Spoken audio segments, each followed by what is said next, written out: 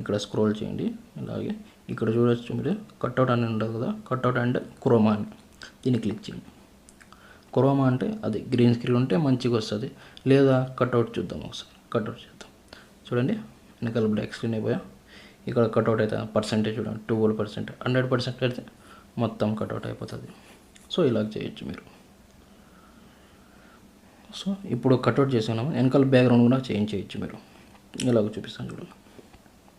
Scroll చేయండి, బ్యాక్గ్రౌండ్లో పోయి ఇప్పుడు చూడండి ఫ్రీగా బ్యాక్గ్రౌండ్స్ ఉంటాయి కదా, ఇలా ఏ బ్యాక్గ్రౌండ్ కావాలంటే అట్లా పెట్టుకోవచ్చు. సో ఇట్లా కొద్దిగా డ్రాగ్ చేసుకోండి, ఇది కరెక్ట్ పొజిషన్లో పెట్టుకోండి. కలర్ చేంజ్ అవుతాను కదా వెనకాల. సో ఇలాగండి ఇలా చేసుకోవచ్చు. సో ఇది వైట్ లైన్ వస్తుంది కదా మనకు, దాన్ని ఈజీగా ఇలా చేద్దామో చెప్తాను నాకు. కొద్దిగా లైటింగ్ బాగుంటే అది వైట్ లైన్ కూడా రాదండి, కట్అవుట్ నీట్గా అయిపోతుంది. సో మీ బ్యాక్గ్రౌండ్ మీ దగ్గర